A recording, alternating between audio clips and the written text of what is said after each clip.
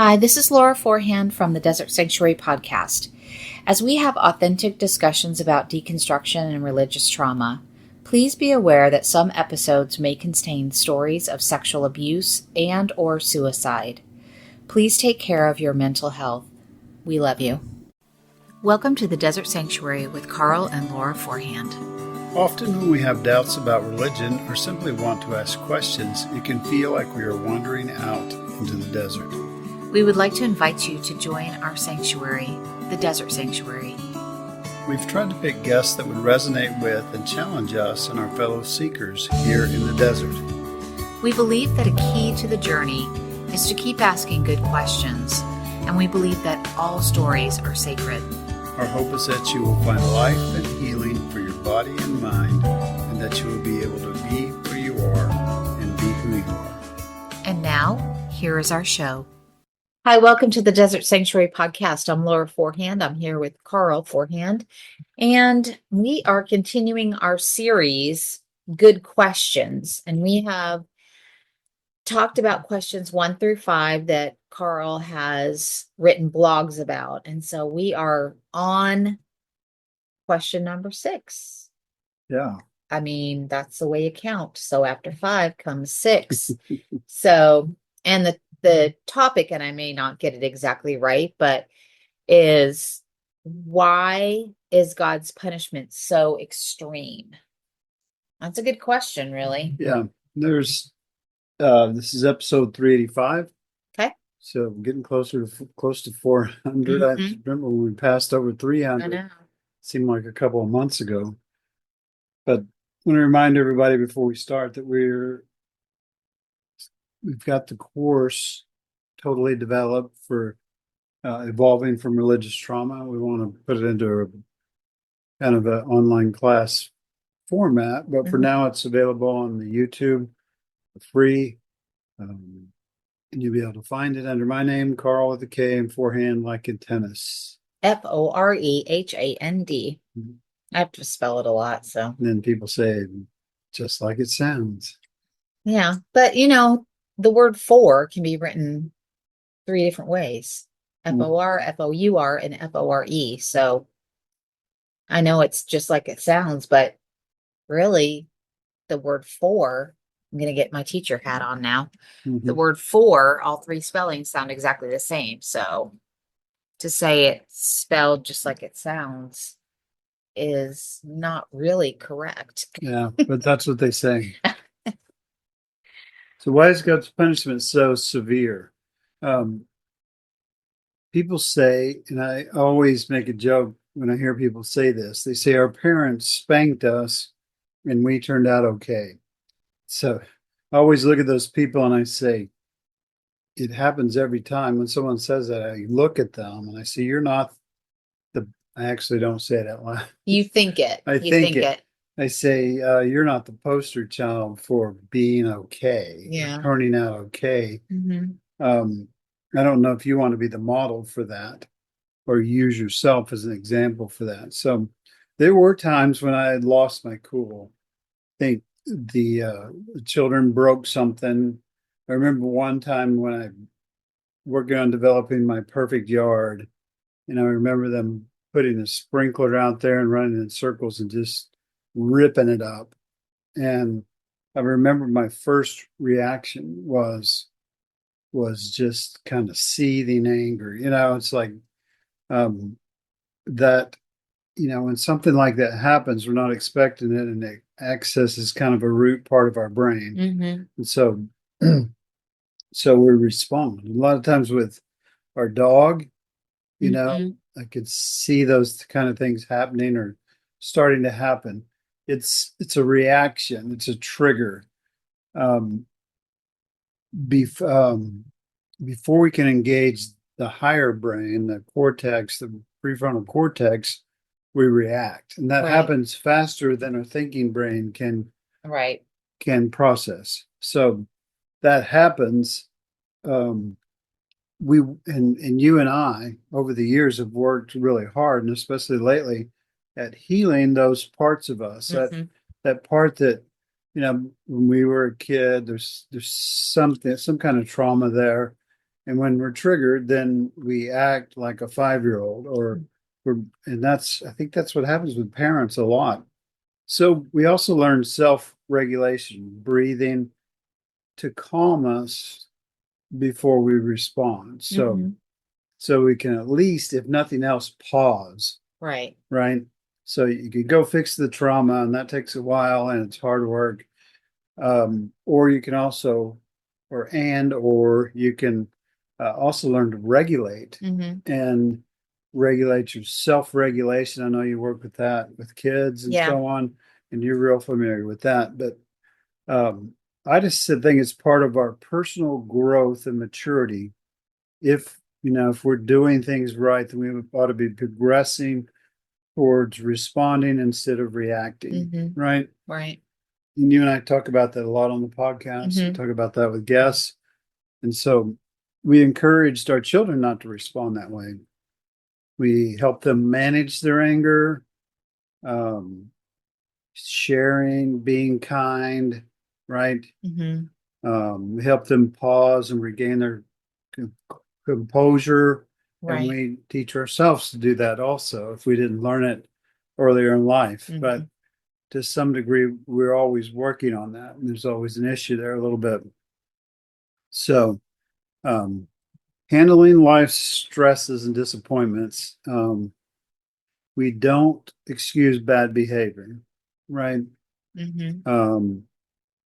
We have to learn to avoid excessive control. It's one thing that helps. Avoid, being a high control person where everything that doesn't go like you expect it causes you to be triggered, right? And so if when I was a religious person, I really found that to be a pressure that, I worried about what people would think of my kids. I worried about how they would grow up, and I, worried about being embarrassed or whatever. And so we don't, when we have that excessive control, then it tends to kind of provoke our anger. Why are you doing this to me? Why are you doing this to our family? Why are you embarrassing the family? And we didn't say those kind of things a lot. It becomes very personal, it sounds like. Yeah. And we don't. We didn't say those things out loud. Right. But that was just kind of a little driving force for us. So the reason I bring all that up is not because I have massive anger problems or I beat my kids or anything like that. We barely even spanked them, and our views on that changed over the years. Right. So, it's also part of our story and, all that kind of stuff. But the issue is the God of Christianity seems to follow different rules than we do. We avoid overreacting to situations, but God seems harsher than that, according to the narrative, at least. Lying to a friend or yelling, you fool, to another person. Yelling you fool to another person is the same, according to the Bible, as killing someone. Say you fool, you aren't worth living, or just lying is enough for you to experience. If you don't, do what they ask you to do, you're going to find yourself in eternal conscious torment. And I know everybody doesn't think about that every time when they say hell. They just kind of think of it as the pitchfork devil. And it's just the other option. But it's eternal conscious torment, meaning that's the view most Christians is eternal conscious torment. You're not going to the good place, you're going to the bad place. Not only that, you're going to be eternally punished forever. Right. Just because you lied to someone or stole a piece of candy and never did the right stuff to reconcile for that.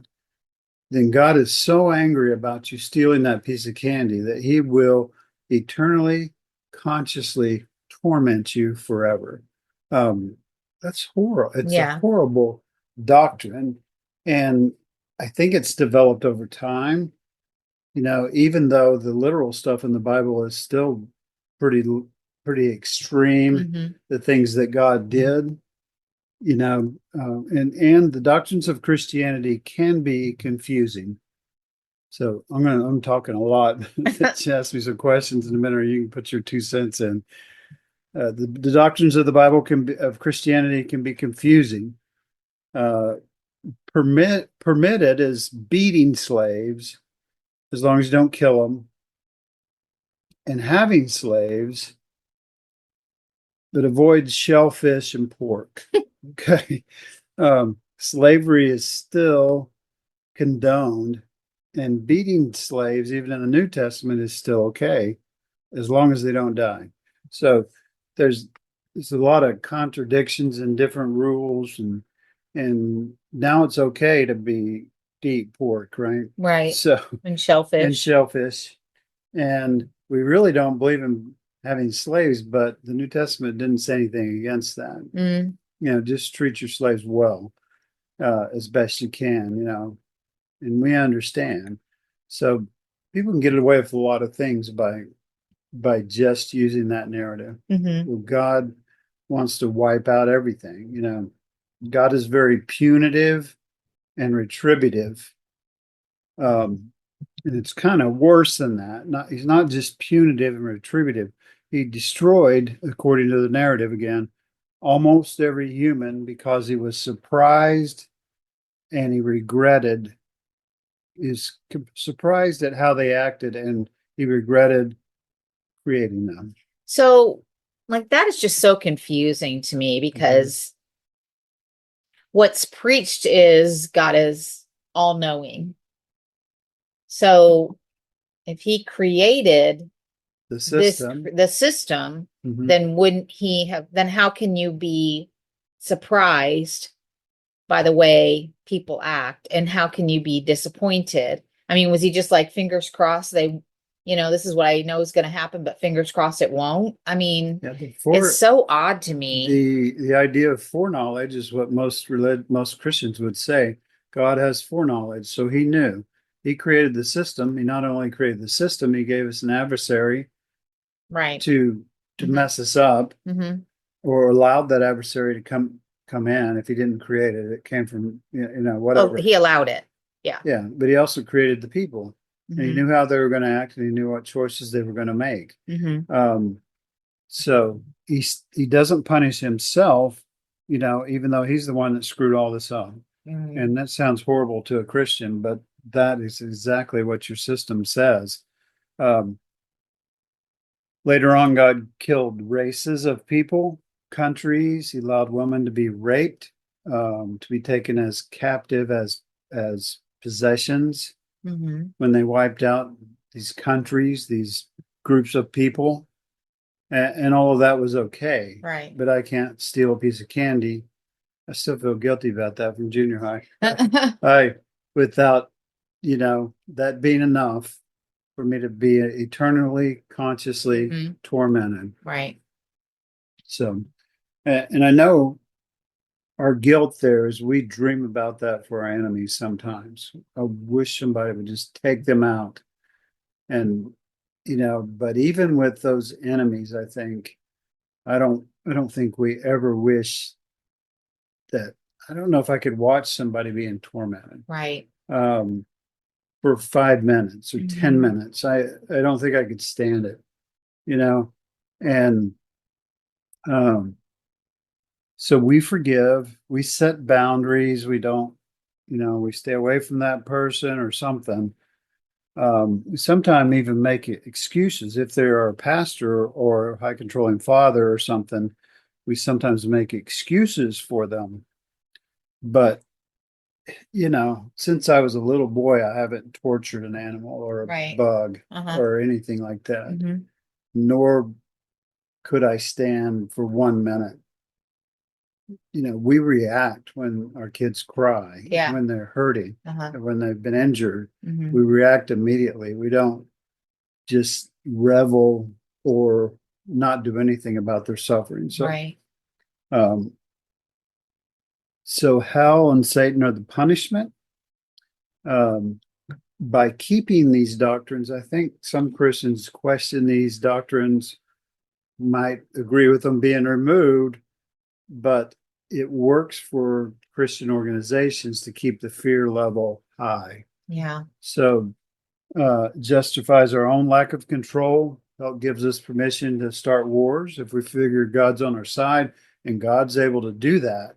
God can get away with murder, so we're more okay with it because that fear level's high, and it helps us justify that. And like pastors used to tell me that everyone is deserving of hell, and I don't think that's true. So If a guy's working for the mafia, if mafia even exists anymore, I don't know. But and he had a bad childhood, so he's taken in by a gangster. You know, he gets convinced through those circumstances to kill somebody, or even something like that. That he may deserve some correction, some discipline, but um, he doesn't deserve to be eternally tormented forever. right. Right. Yeah. So you look like you're about to ask a question. So it's just extreme, right? Mm-hmm. So it's really, really, really extreme. Since I've been out of Christianity, people say, well, what's going to motivate you to do good? You don't believe in hell, so you're not scared.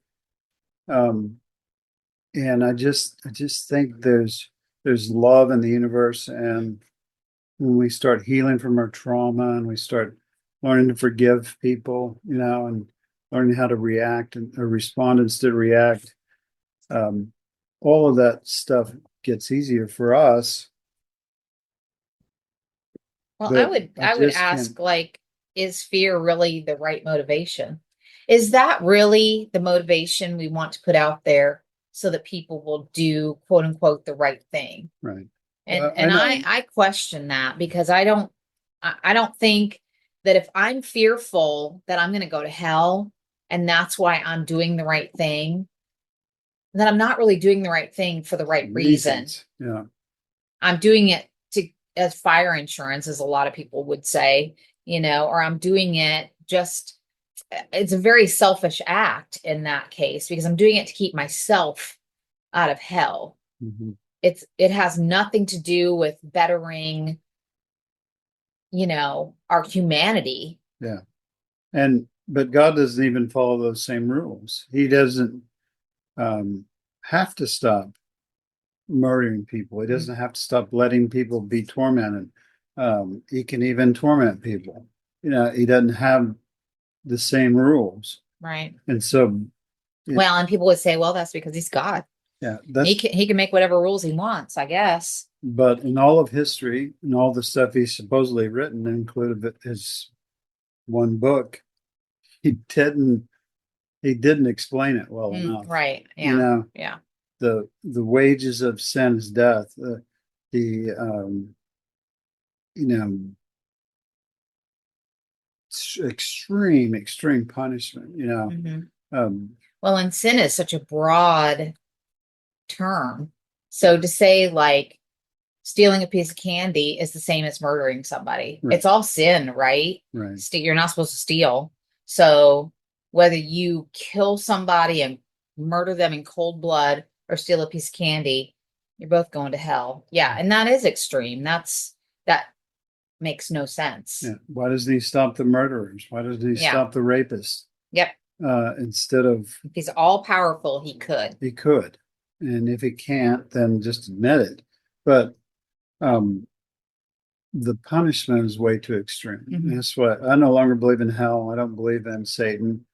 Nobody really believes in Satan except Christians, and that view of hell and Satan has developed over time. Mhm. Satan was a character around the first century. The people were used to talking about this adversary that, on the stage, the bad guy would be the adversary.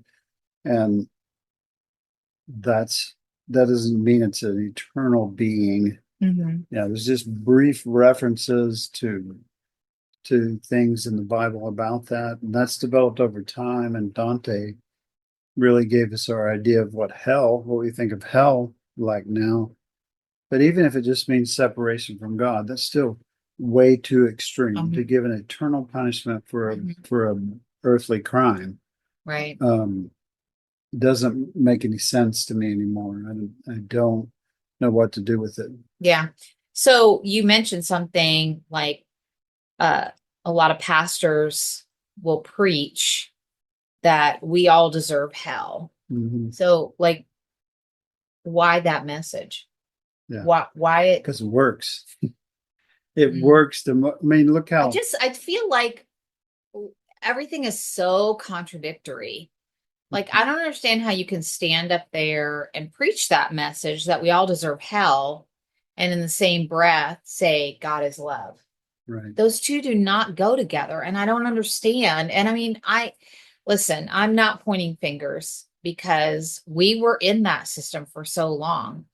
And even though it was very confusing to me when we were in that system and I saw a lot of contradictions, I was too scared to say anything because, again, it goes back to that fear. Well, what if I say something and then I'm banished to hell for the rest, for just speaking out or questioning this?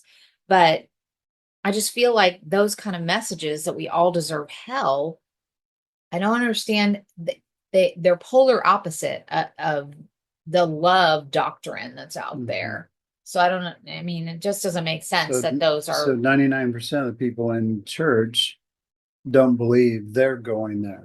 I know. I found the solution so I don't have to go there. Unless maybe I do too many things wrong and then maybe God can't accept me.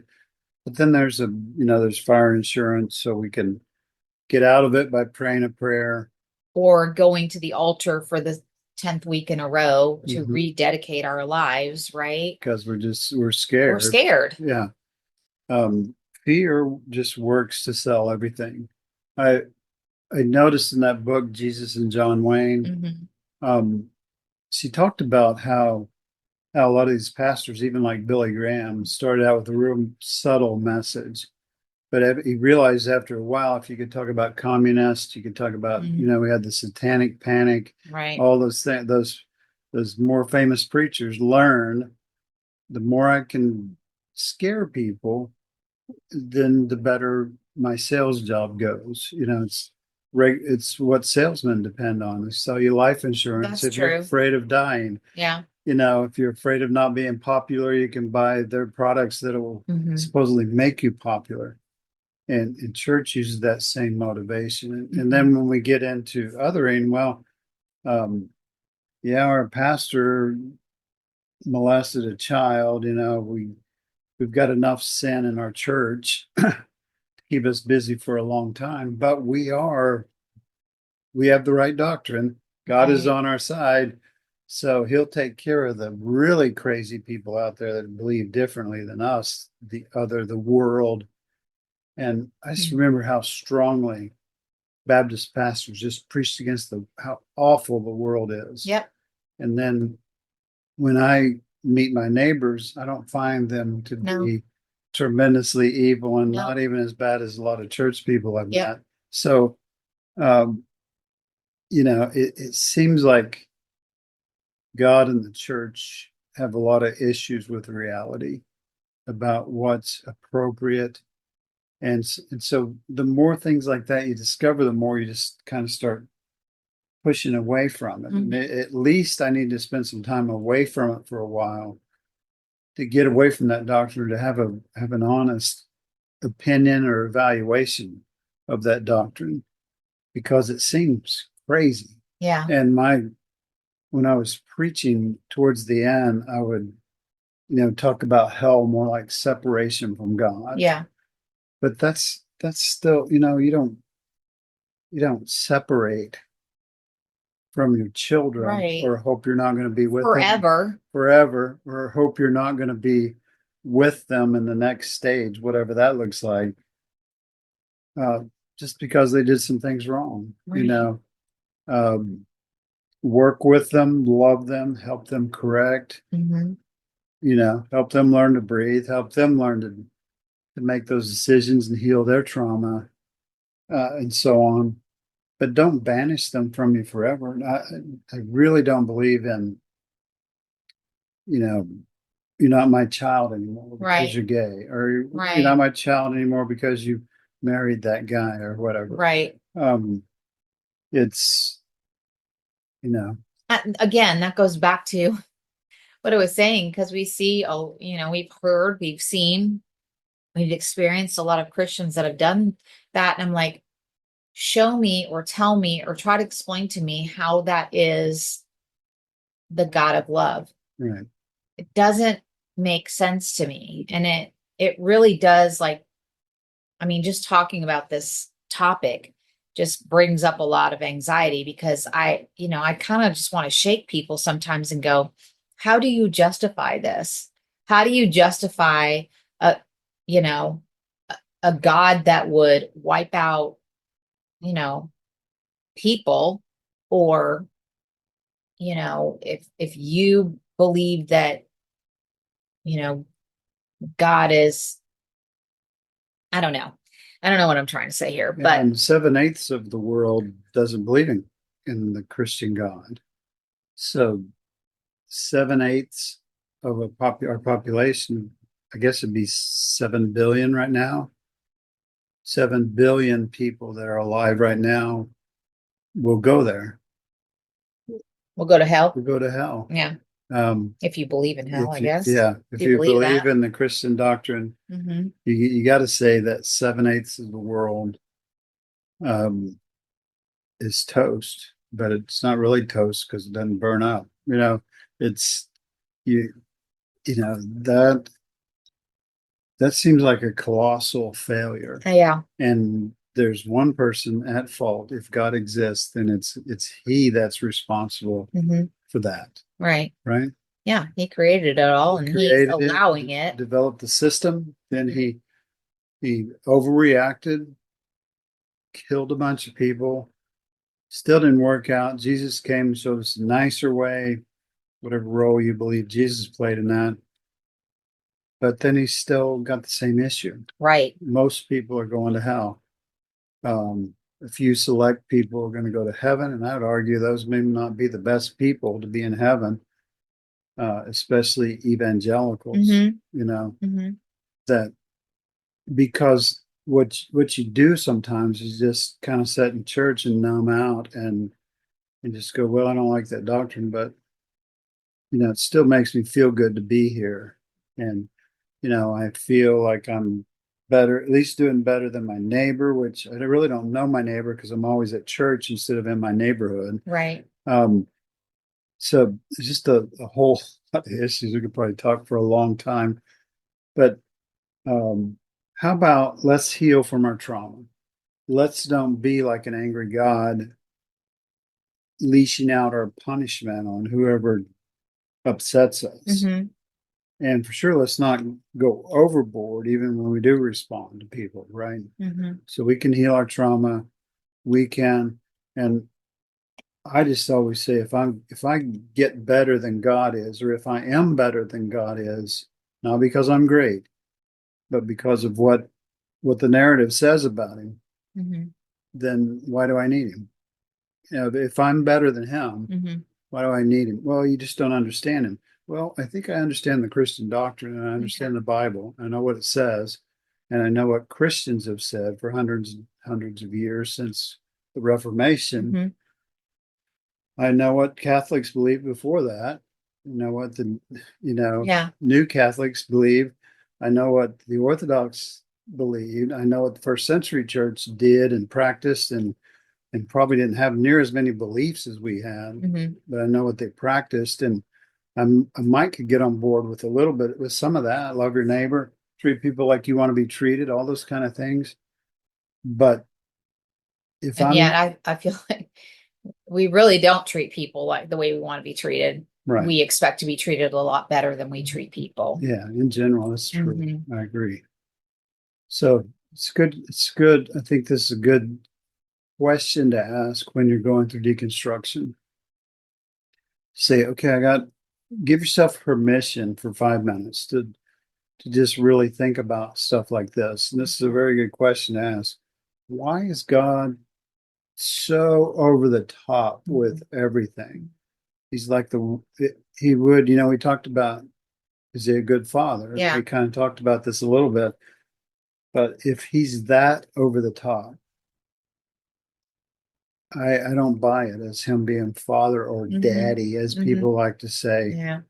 It almost feels gross in that way when you see daddy, and then go, yeah, but he's kills people and stuff, but that gets kind of gross for me to think about. Yeah.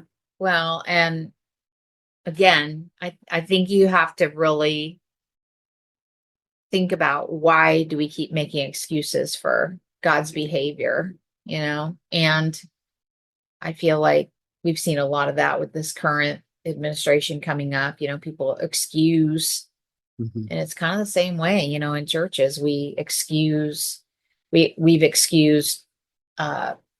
misconduct of pastors. We excuse, God's wrath, we excuse all that because we think we need what the pastor can offer us.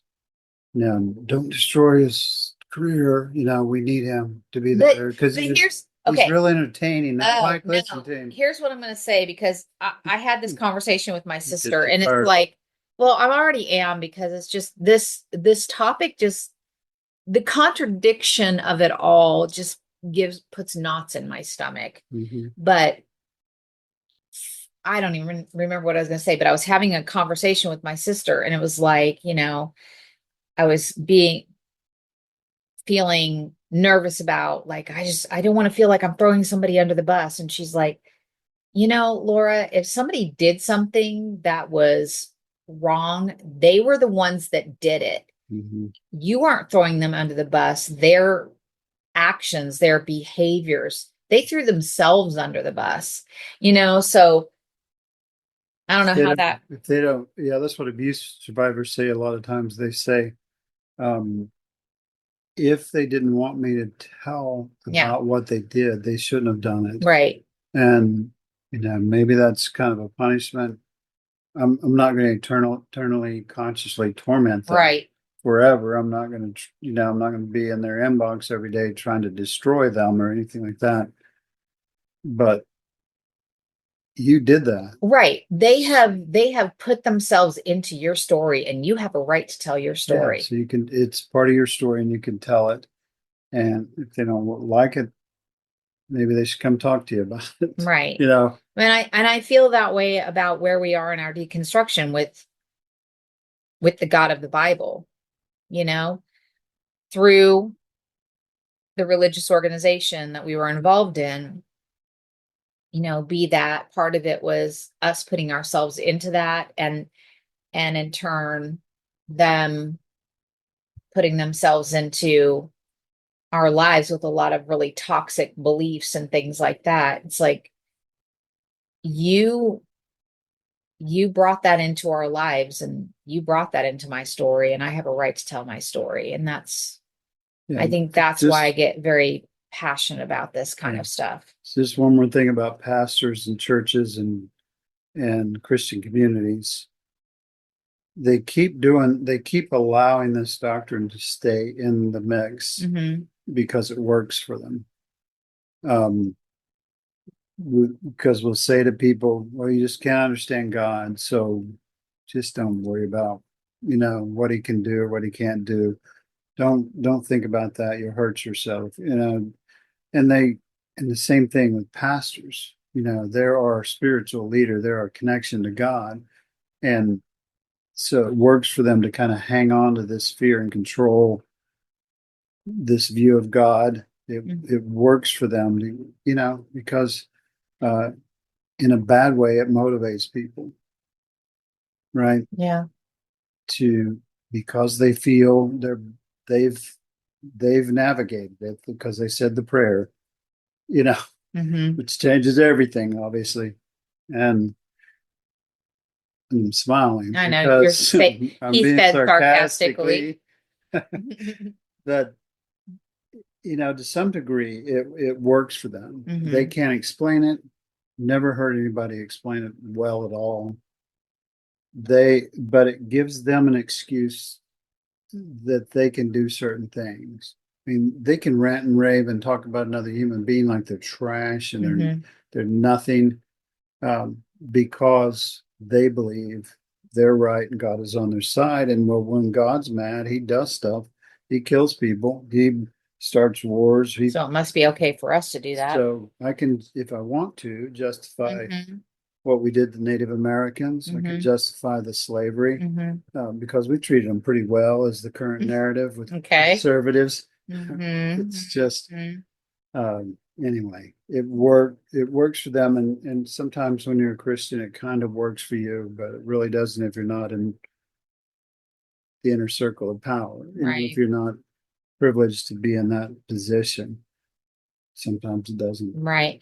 And I think that's where I was going with my thought when you said that about pastors. Well, we don't want to ruin their, their career, or they've got a family and blah, blah, blah. It's like, if they assaulted somebody, they brought that whole mess on themselves. You coming forth and saying that I was raped or molested or somehow injured by the pastor is not, you telling your story is not what ruined their career. It was them doing that to you in the first place. Yeah. Them doing that to you in the first place is what ruined their career. Yeah. And that they pay some consequences. That's what I said. It's not that any behavior is okay, and it's not that it shouldn't have some kind of discipline or punishment, maybe even sometimes, but at least discipline, at least corrective action taken or something like that. Not eternal conscious torment. Not, well, even the laws of the land, right? If you got caught stealing, if you were a minor, you would probably be scared by the police, or if you were old enough, you might have to go to juvie, or if you're older, you might have to go to prison, but that's not for the rest of your life. You're tortured for the rest of your life. Yeah. And it's just an exaggerated expression of punitive justice. Whoever Jesus was, he seemed to be for restorative justice. Now we talk about, we talk about that in schools and trauma stuff and so on. We talk about restorative circles. Is that right? Right. But there's consequences that go along with that. It's not like you're just letting them get away with stuff. Right. But there's a way to say, now that, okay, let's say a student had to spend half a day in school suspension. When they return to the classroom, how can we restore? Yeah. How can we restore them back into the classroom? And I would say we don't even do that well, because when people are released from prison, we treat them like they're lepers. We don't even want to, they can't vote. You can't give them a job. Right. Don't even get me started right now. Unless they're the president or a pastor or a popular congressman, whatever. All right. I think we're effectively fired up now. Yep. I won't sleep tonight. Yep. That's all right. That's good conversation. Thanks for joining in. Thanks for engaging with these questions. We hope you'll write us, tell us about what you're thinking about these kind of topics. We love comments, as long as you're not being mean. And as always, be where you are, be who you are, and be at peace. Thank you for joining us today on the Desert Sanctuary podcast. Remember, all who wander in the desert are not lost. We believe all of our stories are sacred. We are always here if you need someone to hear your story. Check out our blog on Pathos and also our YouTube channel. And stay tuned for our Leaning Forward conference. Remember, we love you. And be at peace.